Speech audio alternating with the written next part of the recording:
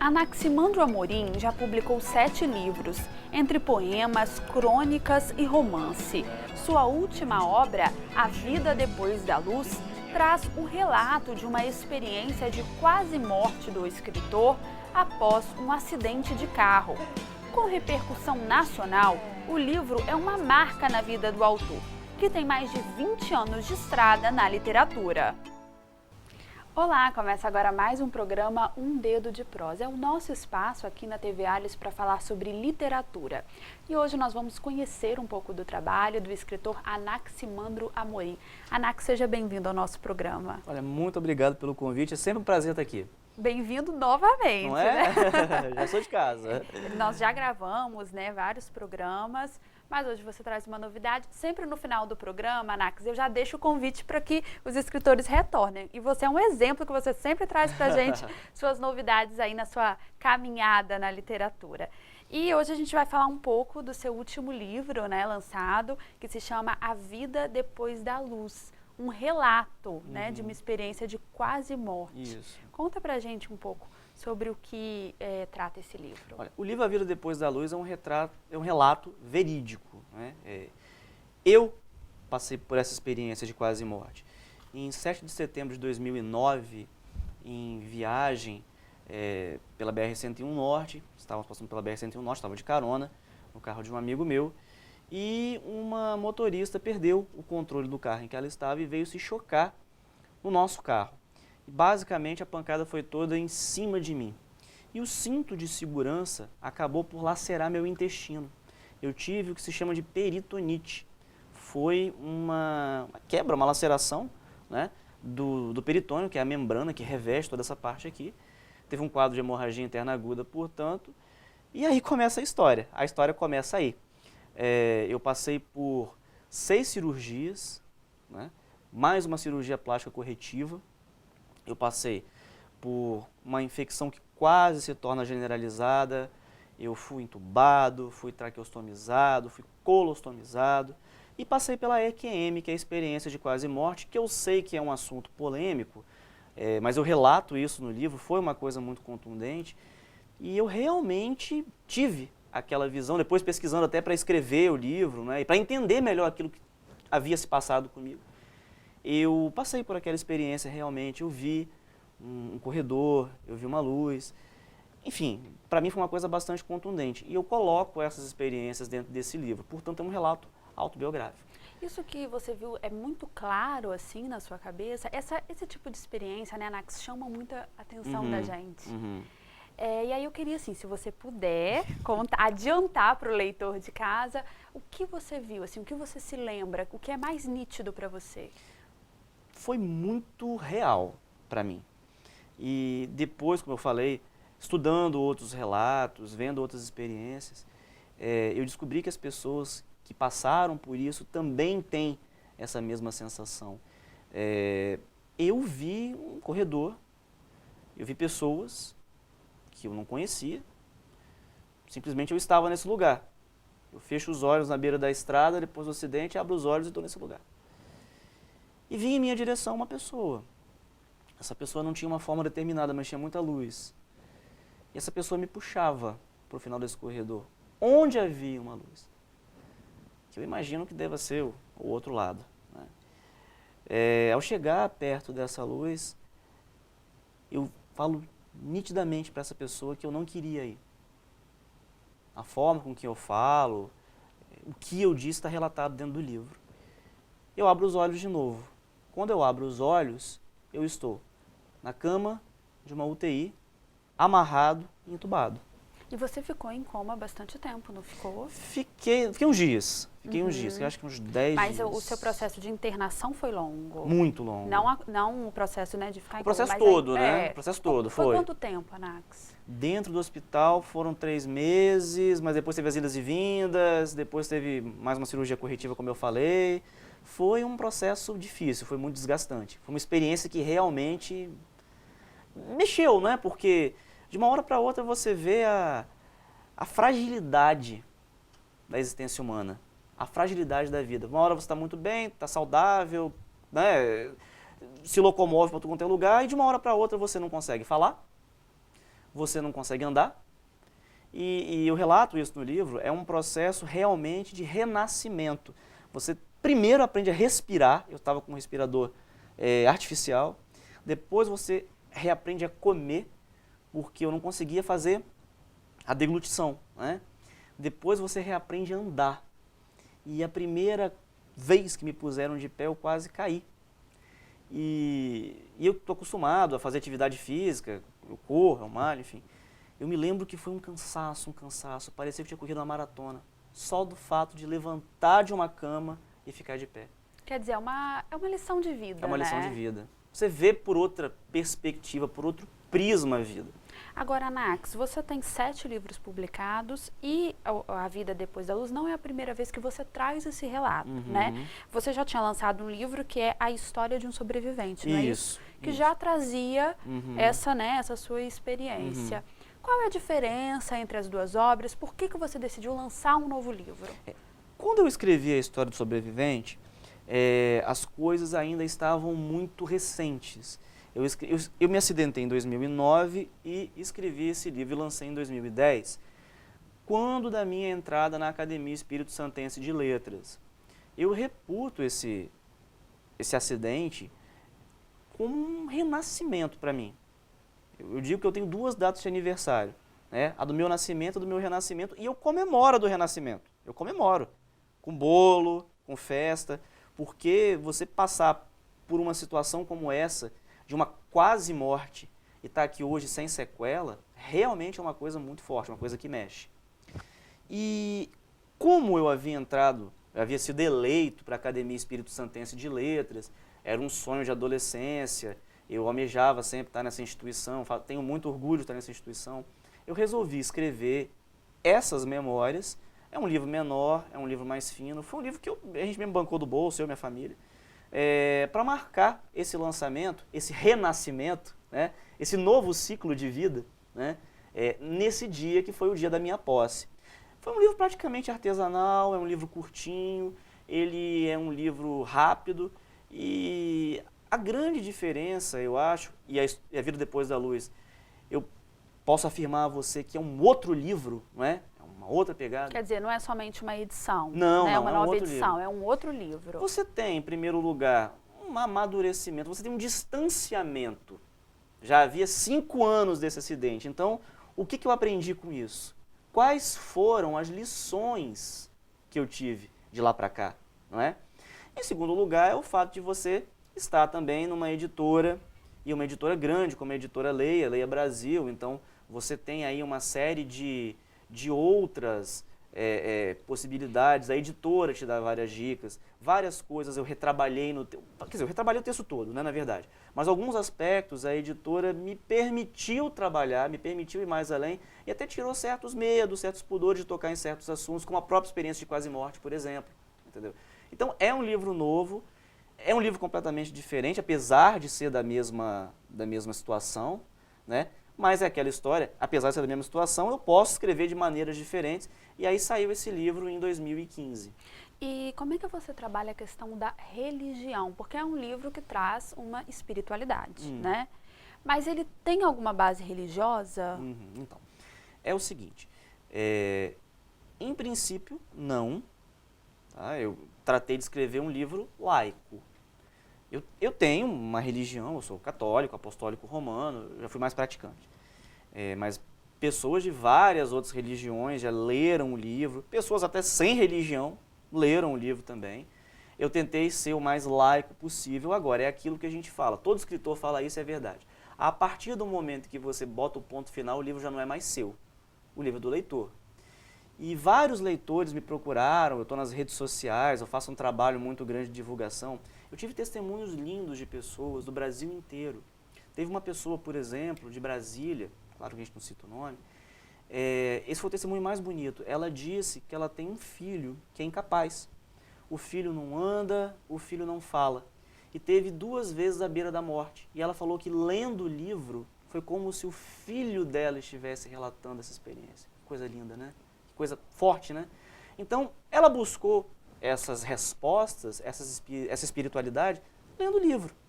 Cada um tem o seu juízo de valor. E acaba que o livro realmente, e aí foi uma coisa que a gente estava falando anteriormente, a livraria também tem uma discricionariedade, uma força muito grande. Algumas colocam, por exemplo, na seção de religião. Né? Tem algumas que botam até em autoajuda. Não é um livro de autoajuda. Se você ler um texto de um livro de autoajuda e ler esse texto, você vai ver que é completamente diferente. Essa questão da autoajuda, inclusive, tem muitos escritores que às vezes têm um certo preconceito, né, de ter o livro classificado em autoajuda. Então, com você não tem esse problema. Confesso que no início eu fiquei eu fiquei um pouco incomodado com isso, mas depois eu pensei, todo livro é de autoajuda.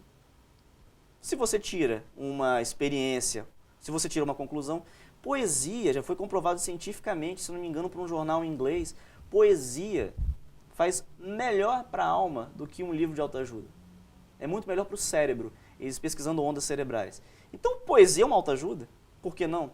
Todo livro, se você ler um Machado de Assis, né, que é um livro totalmente literário, extremamente denso, né, e consegue tirar daquilo ali alguma resposta, alguma experiência, aquilo não deixa de ser uma autoajuda. Eu, particularmente, classifico esse meu livro em memórias.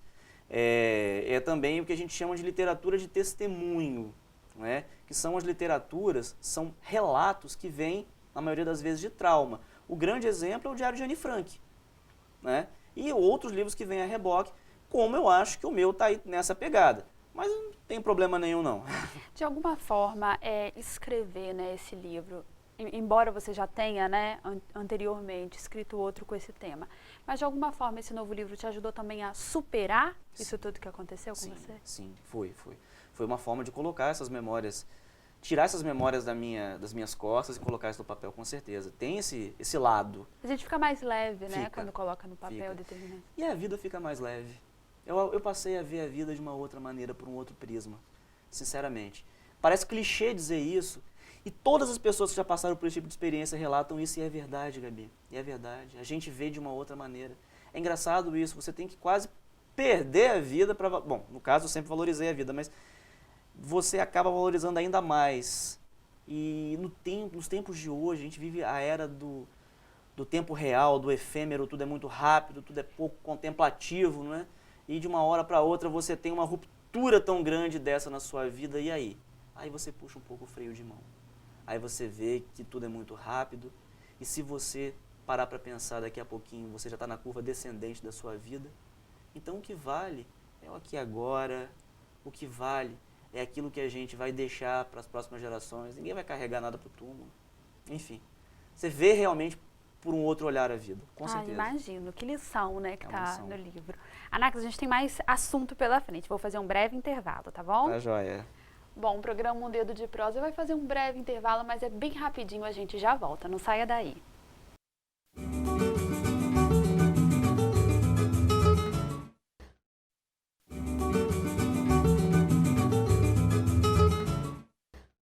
Estamos de volta com o segundo bloco do programa Um Dedo de Prosa, hoje conhecendo um pouco do trabalho do escritor Anaximandro Amorim. Anax, a gente já falou um pouco, né, sobre o livro A Vida Depois da Luz, sua última obra lançada. Você tem 7, né, livros lançados, é importante dizer, mais de 20 anos aí de caminhada na literatura. 22. Eu queria falar um pouco sobre a repercussão do livro, né? Porque foi um livro que teve uma grande repercussão, foi lançado por uma editora grande, né? E vendeu bastante, tá aí na plataforma como e-book também na internet. Conta pra gente um pouco dessa experiência, porque você acaba se tornando um exemplo também para os outros escritores do estado, né? De repercussão, de divulgação. Conta um pouco pra gente dessa experiência.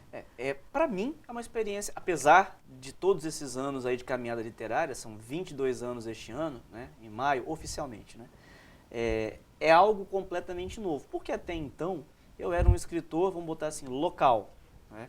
Eu não acho que existam escritores locais, nacionais, todos somos escritores, mas se você botar por uma questão didática e até mercadológica, todos aqueles que não estão naquele eixo Rio-São Paulo acabam sendo locais, e até então eu era. O meu penúltimo livro, até então, foi lançado por uma editora capixaba, né? Teve uma repercussão aqui dentro, mas este teve uma repercussão nacional e até internacional, Porque essa editora, a Leia, é uma editora portuguesa, é uma editora que já existe há muitos anos no mercado, é uma editora que está instalada também há muitos anos no Brasil, e eles têm um viés muito grande com livros literários, livros didáticos e agora até para concurso público. E estão nos principais mercados de língua portuguesa. E o fato de o livro também estar numa plataforma virtual, ser um livro também vendido, comercializado no formato e-book, faz com que ele cruze as fronteiras do país. E é engraçado essa questão de redes sociais. Tem uma fanpage do livro e eu recebi muitas curtidas de gente de Angola e Moçambique. Eu perguntei para a pessoa responsável pelo meu livro na editora, na época, e ela falou, olha, eu tenho certeza que é por conta da questão do livro virtual, porque em Angola e Moçambique, basicamente não há livraria, quem compra é o governo desses países. E aqui no Brasil também, foram comercializados mais de 1.500 livros, o que, para mim, é um motivo de muita alegria, porque a gente sabe que quando você é um escritor de um mercado local, essa saída é muito difícil. Você que entrevista autores, você que tem essa experiência, você que também já se lançou, você sabe que é muito complicado, é difícil encontrar o livro em livraria, é difícil encontrar o livro até na internet às vezes, né? E aí de uma hora para outra você está dentro de um esquema de uma grande livraria e você tem seu livro vendido no Brasil todo, em todas as livrarias, em aeroporto, que eu já vi também e tudo mais, é uma coisa que inicialmente te assusta um pouco, mas também te dá uma felicidade muito grande em ver que você conseguiu furar esse cerco, né? Estando no Espírito Santo. Eu não precisei de sair da minha terra para conseguir isso. Por isso, Anax, que eu falei que você acaba sendo uma referência para os outros escritores, né? A maior parte dos escritores que vêm aqui no programa Dedo de Prosa relatam isso, que aqui no estado não é tão difícil assim você publicar. Mas o depois da publicação, a divulgação, o espaço na livraria, o próprio espaço físico na livraria, que às vezes, né, não ajuda a mostrar essa obra. E aí eu queria saber se você tem um número do quanto você vendeu. Sim, do livro, vendeu mais de 1.500 exemplares. O que é um número alto, altíssimo, né? Porque às vezes a gente não tem essa referência, mas é um número muito alto. Só para o telespectador ter uma ideia, no Brasil é considerado best-seller acima de 3.000. 3.000, 5.000, 3.000. Tá quase, então. Tá quase, né? Tá quase chegando ali. Chegou no meio do caminho. No meio do caminho, justamente. Vamos ver se para 2016 faz isso. Mas é uma coisa muito complexa também, porque o que acontece? Essa editora tem uma boa distribuição, tem também uma assessoria de imprensa, então isso tudo facilita muito, né? Quando você se lança no mercado local é muito complicado. E a questão da livraria também é um outro aspecto a ser colocado. Por quê? O livro é custo, então a livraria vai privilegiar o livro que sai. Isso é uma faca de dois gumes, porque para o autor, que às vezes é muito literário, é muito artesanal, é óbvio que ele vai ter uma dificuldade em ter o livro dele numa vitrine. E a vitrine custa dinheiro, custa caro para o livro também. E isso se a gente falar, saindo um pouco da questão literária e entrando na questão mercadológica da coisa, não é pecado falar disso. Eu acho, inclusive, que a gente tem que falar mesmo Tem que falar, disso. tem que falar. Né? Uma coisa, eu bato muito nessa tecla. Eu acho que o autor tem que saber se vender, tem que saber se empreender. É o empreendedorismo literário. E não é vergonha dizer isso. Nós estamos vivendo numa era de economia criativa, se fala muito disso, né? Essa economia da cultura, dos bens culturais, e o livro ele entra também nesse pacote. E o autor tem que saber se propagandear, tem que bater ali na porta da livraria, tem que ligar para o livreiro todo mês. E aí, vendeu? Vendeu quanto? Você tem uma facilidade muito grande hoje em dia de divulgação com as redes sociais, com a internet, com os blogs, com os sites, com as grandes redes sociais que nós temos por aí. Então, não é tão difícil assim hoje em dia como era antigamente. Às vezes eu leio relatos de autores capixabas como Tata Giba, Elisa Lucinda, né? Pessoas que tiveram de ir para o Rio. Né? E aí você tem um caso de um autor que consegue fazer isso em Vitória. Então, não é impossível. Né? E existe também toda uma questão de o autor saber trabalhar isso, né? Saber trabalhar o livro. Há livros que realmente têm uma temática que interessam mais, como por exemplo esse É uma temática que chama a atenção, justamente, realmente. Né? Livros amo poesia, também sou poeta, também escrevo, mas poesia já é um pouco mais complicado. Então, quer dizer, o autor tem que ter esse feeling né, essa pegada, e saber como direcionar. Porque às vezes, isso era um outro aspecto que eu ia falar, às vezes o livro na livraria, por incrível que pareça, pode não ser, dependendo do gênero, um bom negócio. Às vezes não é tão interessante assim. Às vezes é interessante o autor trabalhar em outras plataformas, trabalhar em outros locais, como feiras, por exemplo. Há livros que não são tão vendáveis, livros de pesquisa, teses, por exemplo, não é? Porque aí vai para um público muito específico, muito específico, né? muito restrito, justamente, não é grande público, né? E as livrarias hoje em dia também passam por uma crise. Elas estão diminuindo. A internet, livros são vendidos mais por plataformas virtuais, mais por sites do que por livraria física. E você pode fazer essa experiência muito fácil, entra em grandes livrarias de grandes shoppings, você vai ver que vende inclusive livro. Exatamente, hoje vende Tudo. Né, outros produtos. Celular, né, DVD. Papelaria também Papelaria, está muito, incluída. ainda mais com volta às aulas agora, né, caderno, né, enfim, revista também. Anax, você tem assim a ideia de qual plataforma o seu livro tem mais saída? Para o pessoal de casa ter uma referência. É o e-book, é a livraria virtual, é a loja? Você tem alguma referência? O livro sai mais no impresso. O brasileiro ainda é muito ligado ao impresso. Muito apegado, né, ao livro mesmo na mão. E sai muito pela internet. A venda pela internet. A venda do livro físico pela internet. Eu acho que as pessoas gostam disso, de comprar pelo site e esperar chegar em casa. Tem saído muito. Mas tem saído em livraria também, né? Bastante, né? E você faz um trabalho muito intenso nas redes sociais também, né? Acho que é importante a gente dizer isso. Sim. Utilizar a internet e as redes sociais como um aliado para o trabalho da literatura. Uma vez eu vi uma entrevista daquele Laurentino Gomes, que escreveu aquele livro 1808 e as continuações, que foi também um best-seller aqui no Brasil. Foi um grande best-seller. E ele falou uma coisa, livro não se vende sozinho. Ele falou que ele foi a quase todos os estados da federação, né? Eu ainda não fui tão longe, né? Espero ir, estou aberto a convites também, claro, mas eu fui a vários lugares aqui do estado e como eu não posso, às vezes, me locomover e ir para outras praças, outros estados, eu realmente tenho utilizado a internet como uma ferramenta muito forte de divulgação. Depois eu vou até deixar o meu site, se vocês permitirem. Claro. E tem dado muito certo.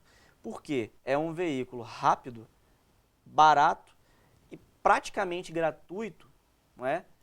E faz com que você fidelize um nicho de leitores. As pessoas passam também a conhecer o autor. Eu acho que o leitor tem ainda uma coisa meio mística com o escritor. Um distanciamento muito grande. E aí conhecer o escritor, eu já tive situações em que eu fui relançar o livro, lancei o livro em várias ocasiões, e a pessoa chegava para mim, olha, eu tenho você em tal rede social, eu conheci você através de tal blog, tal site, e eu queria conhecer você pessoalmente, que eu nunca vi um escritor na minha vida. Não seja por isso, senta aqui, vamos tomar um café, vamos conversar, né? Sempre estou aberto, estou à disposição dos leitores para conversar a respeito do livro, de outros livros também, não é?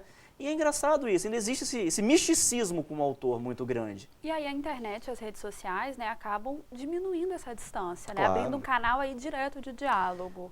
Eu tive feedback de pessoas do norte do Brasil, do nordeste do Brasil, do centro-oeste, do sul, quer dizer, como o livro está em todas as praças praticamente, do Oiapoque ao Chuí, então as pessoas me procuraram e me deixaram relatos lindíssimos, como aquele que eu falei no primeiro bloco, por exemplo. E isso é um aspecto muito interessante, muito gostoso também das redes sociais. Porque o que eu falei anteriormente era uma dificuldade muito grande. Hoje, tudo é muito simples, está só num clique. Anax, o nosso programa está chegando ao fim, mas antes de terminar, a gente sabe, né, que você está aí nesse trabalho pesado de divulgação com o livro A Vida Depois da Luz, mas você tem algum novo projeto para esse ano, algum novo livro, está trabalhando em alguma coisa? Você sabe que é assim, né? A gente sempre está esperando que o escritor lance o próximo livro. Você está trabalhando ainda? Está trabalhando em algum projeto? Tô. Qual é o seu plano aí para 2016? Meu plano para 2016 ainda é fazer a divulgação do Vida Depois da Luz, né? Concomitantemente estou trabalhando num romance histórico. Estou trabalhando nesse texto já há alguns anos. Tenho também alguns trabalhos na área acadêmica, estou trabalhando também em questão de artigo e tudo mais. Tem o meu site, posso falar? Pode, claro. Então, meu site é o www.anaximandroamorim.com.br e nele eu publico quinzenalmente as minhas crônicas. Então, eu tenho aí mais de 100 crônicas publicadas. Já dá até um livro, né? Pois Já dá 2, né? Já fica aí a ideia. Fica a dica, né? Fica a dica. Que eu publico quinzenalmente esses textos. Aí a crônica é um gênero mais curto, mais gostosinho de ler, não é? Mais despretensioso a cada quinzena. E o site tem as novidades. Pelo site dá para conhecer um pouco, não só deste livro, mas dos meus outros livros. Como a Gabi falou, são 7 livros lançados da minha própria autoria. Um pouquinho mais de mim. Dá para entrar em contato e dá para adquirir também. Então tá fácil. Tá super fácil. Me achar é muito fácil. Anax, quero agradecer muito a sua presença mais uma vez aqui no nosso programa e deixando sempre as portas abertas para que você retorne com mais novidades pra gente. Obrigado, Gabi. Agradeço. Parabenizo a você da TV Assembleia por esse programa maravilhoso que dá voz, que dá imagem para os autores. Isso é muito importante, que faz a literatura ter um lugar de importância também. E muitíssimo obrigado pelo convite, viu? Bom, o programa Um Dedo de Prosa de hoje fica por aqui. Eu agradeço a sua companhia. Você pode nos enviar sugestões pelo nosso e-mail tvalice.es@gmail.com.